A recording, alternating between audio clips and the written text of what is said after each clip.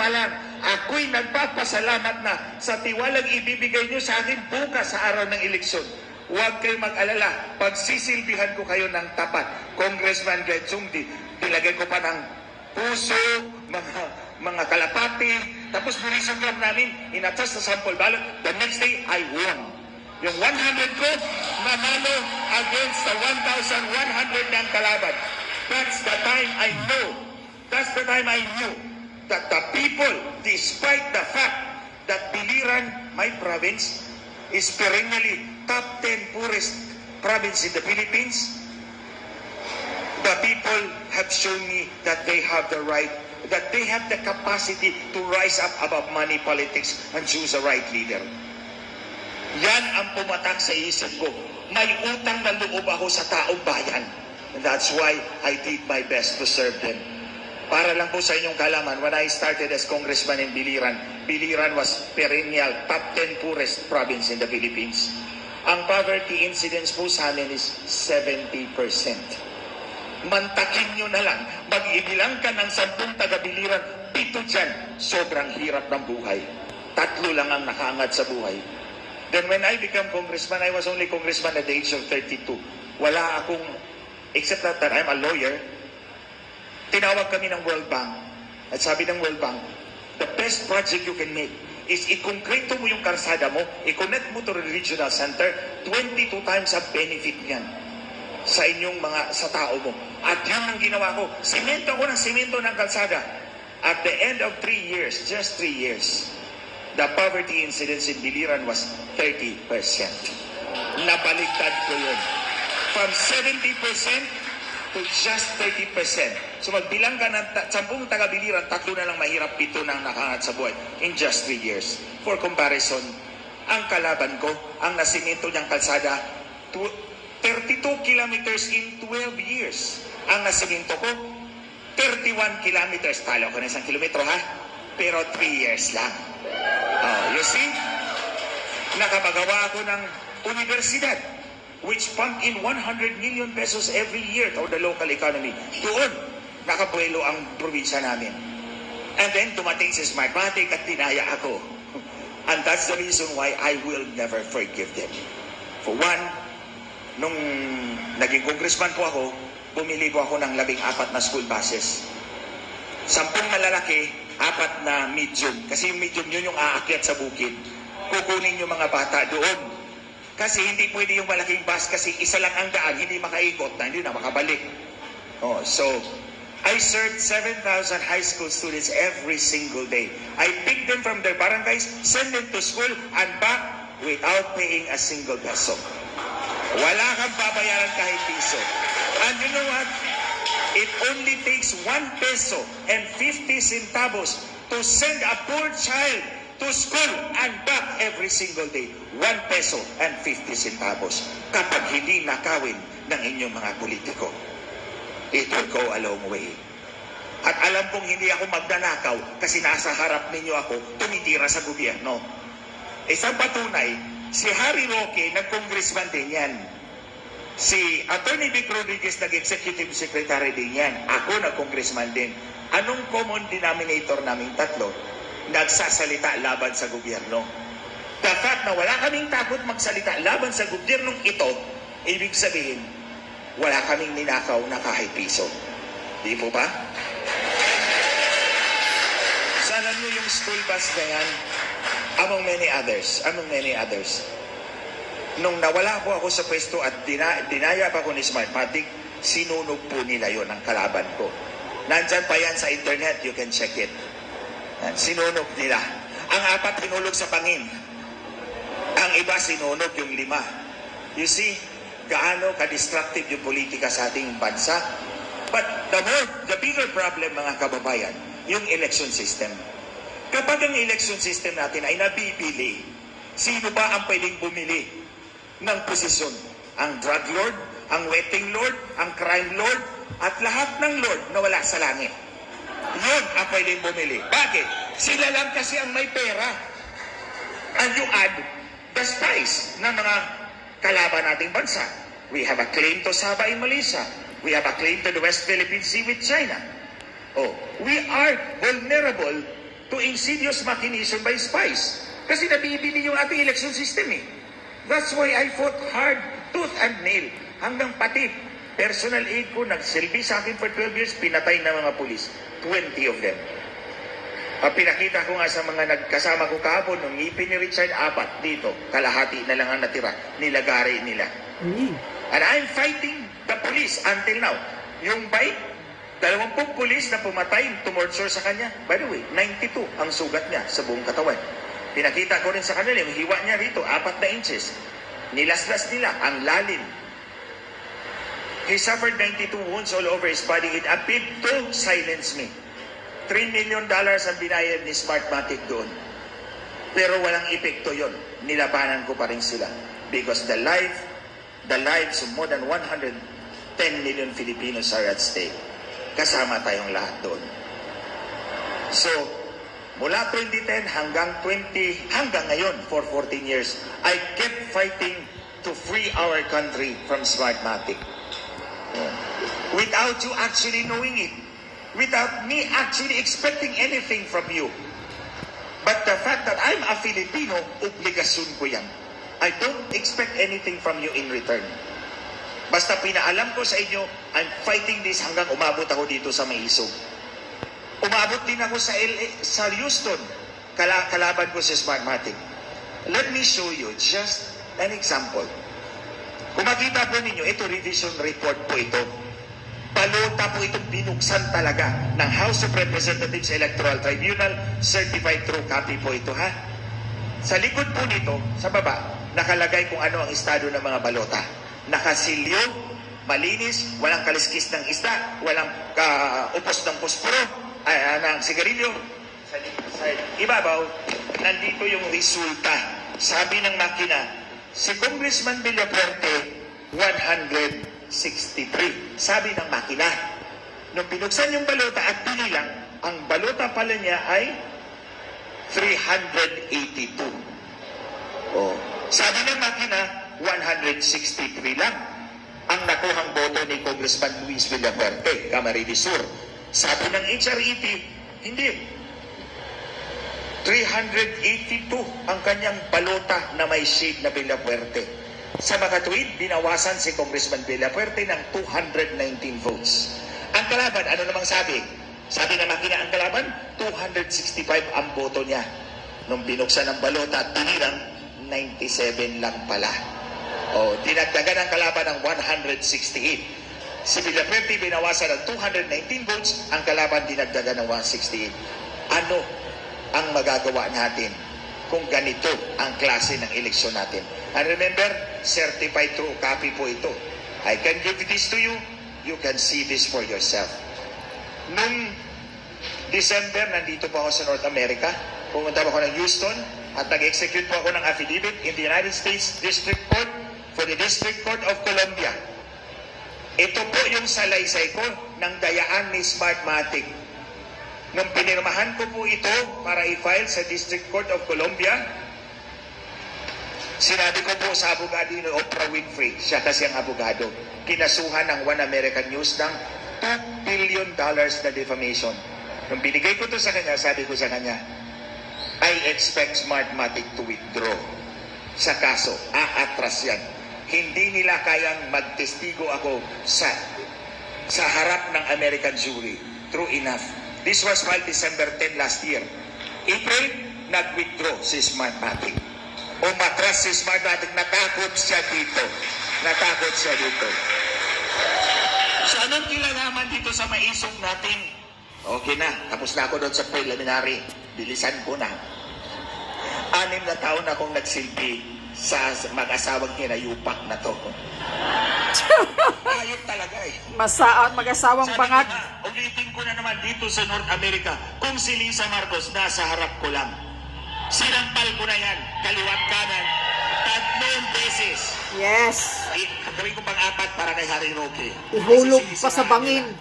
Hulog sa hagdanan yung Bartik. 6 taon akong nagsilbi sa kanila. Walang bayad kahit piso. Hindi ako nagpabayad sa kanila dahil kumampi ako sa kanila dahil naniwala akong dinaya sila nila. Hindi actually si Leni Robredo, kundi ang mga nag-handle kay Leni Robredo. Dinaya nila. Actually, si Digong ang gusto nilang dayain.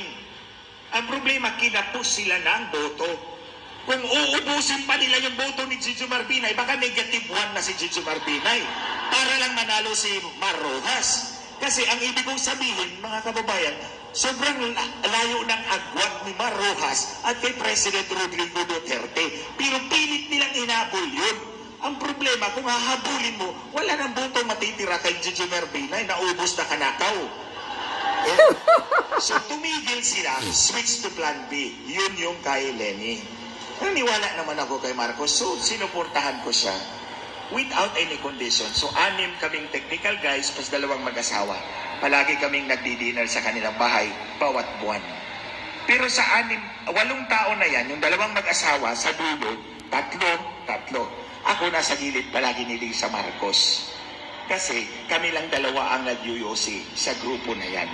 So pag siguro, gusto na niya mag-UOC, kakalabitin yan, tara na, mag-UOC na tayo. So mag-UOC kami doon sa garden. So ganun kami. Ganun yung relasyon namin. Pero, Relasyon sa UC. noong kasagsagan ng kampanya ng March 2022, siguro sinadya ng Diyos na magkamali si Lisa Marcos. May meeting ako sa kanya, 1-on-1 lang kami. May 2 marites na pumasok, sila pa nauna pag-upo. Si Yubert Guevara at si Ay Panoy, si Lisa Marcos dito. Dito ako umupo. Tapos sabi niya, guys, as if pinagmamalaki pa niya, I have a meeting with the owners of Smartmatic. I need 2 technical guys with me. Tapos lumingon sa akin, but that's you because they hate you so much. Alam ko na, ibibenta ang ulo ko ala John the Baptist. At yun nga ang nangyari. Mula noon, sinigawan ako. It never happened. Sinigawan niya ako. But I just took it, kumbaga, I just swallowed my pride and my dignity. Tapos hindi na niya ako sinasagot. Sabi niya, di ba, sa interview kay Kakonchabang Taberna, Kakonchabang Tunying, na kapag bad-shot ka sa akin, hindi na kita sasagutin. Totoo, nagtitext ako, hindi na ako sinasagot. Pero dati, pag tinitext ako, wala pang 2 segundo. Sagot pa si Lisa Marcos. So alam ko nang binenta ko ang 3.5 mga kababayan. Pagkatapos ng eleksyon, lumabas yung ebidensya. Nasa kamay nila General Reo. Mahigit 30,000 voting machines galing lamang sa iisang IP address. 98.6% of all precincts in Metro Manila came from only 1 IP address. The same IP address in 96.5% of precincts in Cavite and 86% of all precincts in Batangas. Anong common denominator ng Metro Manila, Cavite, Batangas? Vote-rich places. Madaling humatak ng boto, madaling magnakaw ng boto idagdag. And this is what happened. Sa totoo lang, I concede, nanalo naman si Marcos. Nanalo siya, pero ang boto niya, hindi lumagpas ng 24 billion. Nung kay Inday Sara na 32 million, totoong boto yan ni Inday Sara. Bakit? Totoo yan. Kayo yan, 32 million.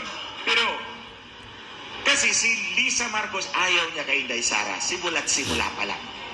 Dinamit lang talaga nila si Inday Sara para bumaba, mag-vice president at manalo si Bongbong Marcos. Believe me, nandun ako sa headquarters araw-araw. So ayaw niya kay Inday Sara. So doon sa manipulasyon ng boto, walang kasama si Inday Sara doon. Bakit? Ano bang gusto nilang mangyari? Alam nila na mabigat na kalaban si Leni Robredo kasi incumbent vice president, hahatak din ang boto. To that extent, mababawasan ang boto ni Marcos Jr. Pero kay Inday Sara, incumbent ang tatay, mataas ang political capital, popular si Inday Sara, walang matibay na kalaban, hahatak ng boto pataas si Inday Sara. Kapag 32 million si Inday Sara at 24 million lang si Bongbong Marcos, sino kaya ang titingalain nating leader? Di si Inday Sara? Para hindi matanggal si Marcos, pinagtagan nila para dumikit. Bongbong Marcos, 31.8 million. Inday Sara, 32 million. Yan. Dumikit nila para hindi matanggal si Marcos. At yan na ngayon, nagwawala na si Lisa Marcos. Kaliwat kanan. Maniwala kayo sa akin. Hindi si Marcos ang natutupad sa lahat ng desisyon. Lahat ng desisyon sa Malacanang, si Lisa Marcos ang may pakana niyan. Si Lisa Marcos ang nagpapatakbo ng ating gobyerno ngayon. Pero si Lisa Marcos ay binoto ninyo. Hindi. Itong bruha na to, hindi na nag-file ng certificate of candidacy. Siya pa nagpapatakbo ng presidency. Di ba? Kokak daw. Sabi nga ni, hindi na butod, butod. Butod. Yan. You see, hindi sa kami ay nagre-reklamo dahil hindi ako na-appoint. Yun ang sabi nila eh. Actually, pinapili nila ako eh. Hindi ako nag-apply. Prenamisan ako ni Lisa Marcos, hindi ako nag-apply. Kasi alam ko namang nagurgur na ako eh. Tapos, tinawagan ako ni Hubert Guevara, apply ka na. Sige, apply ako. Tapos, binaliwala nila 3 beses. Hindi ako nagreklamo. Bumalik sila. Pwede ba? Ikaw na lang yung NTC Commissioner. National Telecommunications Commissioner daw ako. Alam niyo, tinanggap ko yun kahit mababa yung pwesto. Tinanggap ko yun kasi ang bala ko, dublihin yung free data ng mga subscribers sa Pilipinas. Malaking bagay yun sa kanila. Sa mga mahal niyo sa buhay. Di po ba? For the same price, mag-subscribe ka, pero twice the data. Paprasuhin ko si Globe, si Smart, at si Dito. Tinanggap ko. Nag-selfie kami, pinadala kay Lisa. Alam ko si Lisa ang nag-offer. Hindi naman papadala kay Lisa yun eh. Kung hindi si Lisa nag-order. Pinirmahan na ni Bongbong Marcos. Tapos pinawi. Kasi nagreklamo si Smartmatic. Bakit si Glensyong nilagay nyo sa NTC? Ang election data dadaan sa telco. Kung siya ang may hawak ng telco, kitang-kita tayo. Ayun, ang mga magnanakaw ng boto, tinanggal ako. Tapos bumalik. Itong listahan, pumili ka na naman. Sabi ko, hindi ako toto na pipili na naman, tapos mabuwiin na naman ninyo. Sabi ko, sige, magkita na lang tayo sa publiko, ilalabas ko to kasi kompleto na ebidensya ko sa inyo. Ayan, kaya andito ako sa inyong harapan.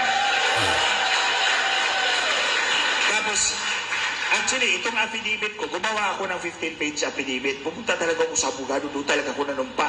Kasi normally sa Pilipinas, hindi naman tayo pumunta sa abogado. Pag kilala ka, papadala mo lang eh. Notaryuhan. Ako pumunta ako doon, nanumpa talaga ako doon para hindi mabutasan. Tapos ito na, lumabas na yung affidavit ko, dinedma nila ako. But, God opened a big door dito sa Maisog. Tinawagan ako ng Maisog Executive Committee. Sabi nila, pwede ka pa magsalita? Sabi ko, sure. I'll do it anytime. So, ayun na. Nagsalita na ako na sa Davao. Pag-uwi ko na Manila, ayun na, may disbarment case na ako. Pinapatanggalan na ako ng lisensya. Tapos, pagdating naman sa Tago, Cebu, ganun din. Pagbalik ko ng Manila, may pangalawang disbarment case na ako. Pag sa Tagum, sinabi ko bukas, pag uwi ko ng Manila, meron akong disbarment. Pag uwi ko nga ng Manila, nandun na naman pangatlong disbarment. Nung sa Dumaguete, sabi ko, bukas, sigurado ako, may disbarment na naman ako. Bukas nga, nandoon ang server ng Supreme Court sa gate ko, nagre-ring na, pang-apat na disbarment mo. Pero pinapakita ko kay Lisa, hindi ako takot sa disbarment mo. Katunayan, sabi ko nga pa sa kanya, susunugin ko yung certificate mo ko sa harap mo para makita mong wala akong kinatatakutan, pati mukha mo hindi ako takot. That's a small price to pay, ladies and gentlemen. Kaya ko pininto sa inyo yung pinagdaanan ko until today. Mahaba na yung pinagdaanan ko until today. I don't know what keeps me going. I don't know where I took my courage to fight. But all I know is that I'm fighting for every Filipino out there.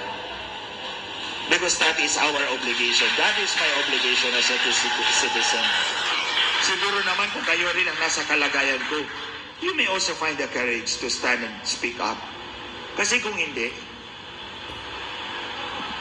para tayong isang barko lang, mga kababayan. Isang barko lang ng MB Republika ng Pilipinas. Ang presidente ang kapitan natin.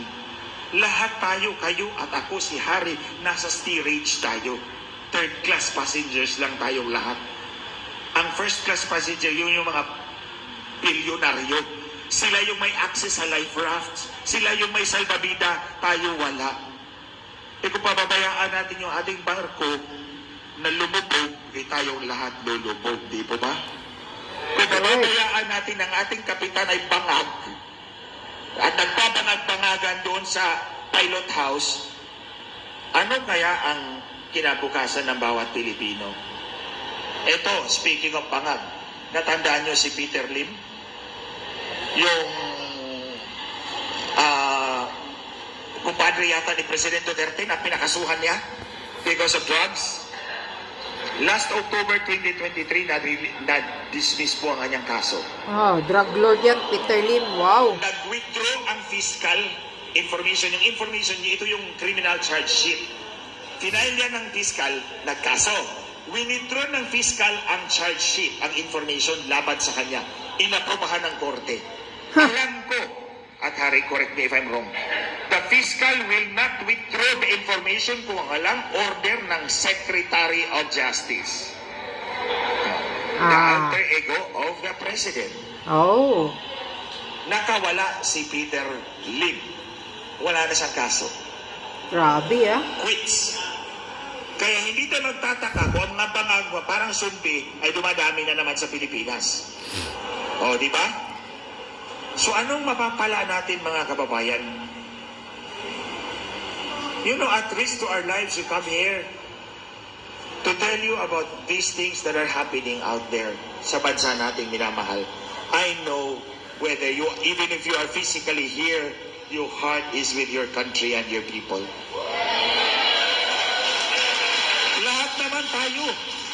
Lahat naman tayo nangangarap na pag-uwi natin sa Pilipinas. Ang ganda ng airport natin, di po ba? Hindi yung pagdating ng aeroplano, makikita mo ang mga shanty. Na ang sabi pa ng sekretary ni Marcos, itinatapo natin yung mga mahihirap. Di ba, natanda nyo yan, sinabi niya? That's a deliberate choice of words. Maliit ang pagtingin nila sa mga Pilipino. Correct. That's what you get when you have a corrupt election system. Kapag si Marcos, alam naman ni Marcos na dinaya niya yung eleksyon, dinagdagan niya yung boto niya. Wala siyang utang na loob sa atin. Walang utang na loob ang politikong ganyan. Magbabayad lang kasi pera lang eh. So anong gagawin natin? We have to rise up. You know, I don't know. This is a democratic space, Canada. The authority of government emanates from the people. Sounds familiar? Oh, di ba? The authority of government emanates from the people. What's the proof? The proof is we hold regular elections. That is the biggest proof that the authority, the political authority of government emanates from every one of us. Tinatanong tayo kung sino ang uupo doon to carry out the mandate for the good of the people. So yung mandato na yan, galing sa atin yan. Anong gagawin natin? Papawiin uli natin sa mga magnanakaw. Let's take back our future, our hopes, our dreams, our country, our people. Bawiin natin yan because they don't deserve it. We deserve a better government. A government that cares, a government that loves, a government that's efficient. Hindi pagpangag-pangagan. And I'm sure you will find out one day soon how a pangag looks like. Kung pangag talaga. No? It's not in my hands. Wala po sa akin yun. Nandito sa kasama ko sa likod. Nandito. Wala po sa akin. Lilinawin ko, nandito sa kasama ko sa likod. So, makita nyo, napanood ko na.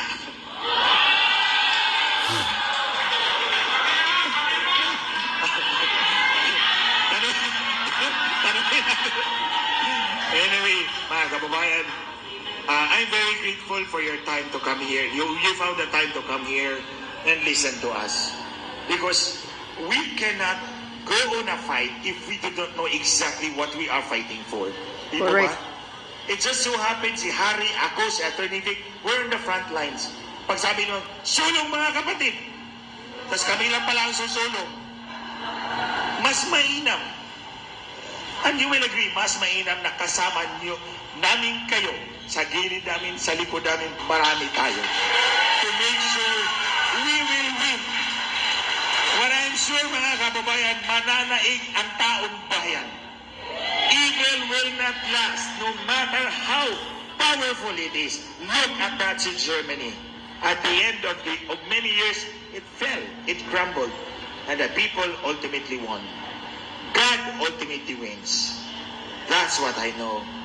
So yan lang po ang i-share ko sa inyo. Sana po, ito mga senior po namin sa inyo, may pakalat po natin sa ating mga kababayan sa Pilipinas. Because to fight a war, to wage a war, we need to know exactly what we are fighting for. Ang palagi kong sinasabi, mga kababayan, na ako'y tumakbo, ang kapangyarihang mabago ang takbo ng ating buhay ay nasa ating mga kamay. If we choose wisely, we will reap the benefits of a good choice. If we choose wrongly, we will all be led to perdition. So sama-sama po natin bawiin ang ating kinabukasan. Pag-uwi po ninyo, remember your children. Yung mga maliliit yung mga anak, maliliit yung mga apo, they cannot speak for themselves today. They cannot fight for their rights today. Sino ang lalaban para sa kanila? Who will speak for them? Si nanay, si tatay, si ate, si kuya, si lolo, si lola. Whether in the Philippines or in Canada or elsewhere around the world. Maraming salamat po.